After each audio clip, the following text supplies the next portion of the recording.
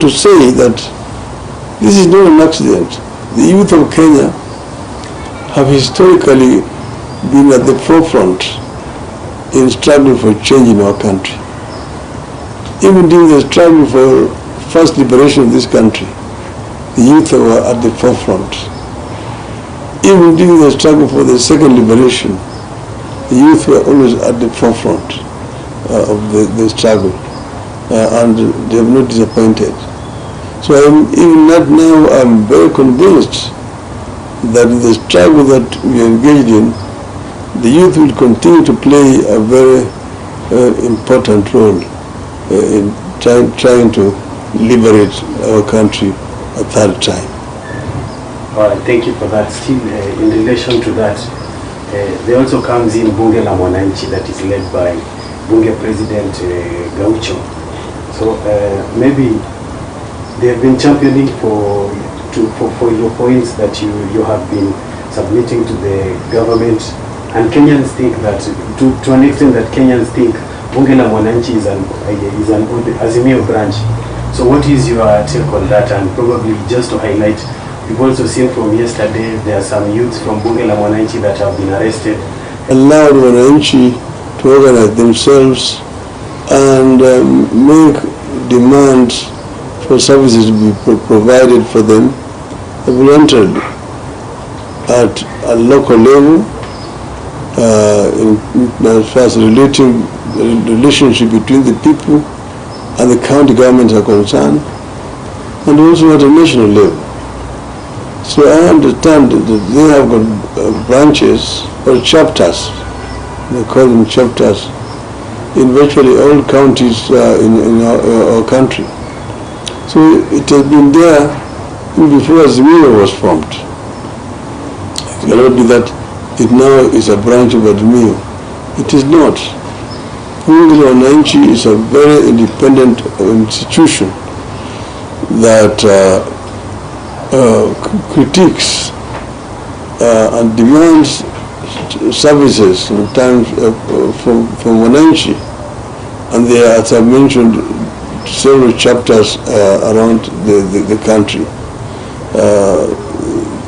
As we came out to make demands for our rights, the Bunge la Mwananchi actually so sense in what we were talking about. That's how they agreed to team up with us.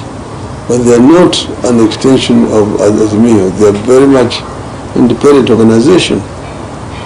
With regard to incidents that took place last week, we actually exposed a plan that had been organized by a team of politicians led by the Deputy President, Mr. Rigathi Gachagua, and one Moses Kuria.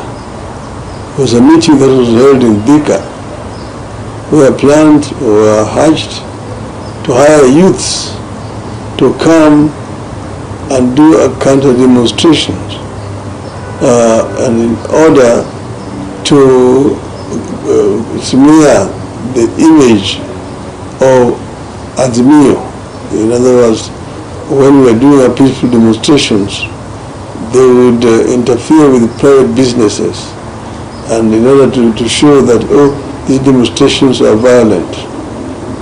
The bus which was burned on Ngong Road, you have seen, you have to say, where was the driver? And who were the passengers who were in that bus? All that was basically stage managed for the purposes of the media. Those were people who could have seen how they were getting out of that bus to see that that thing was planned.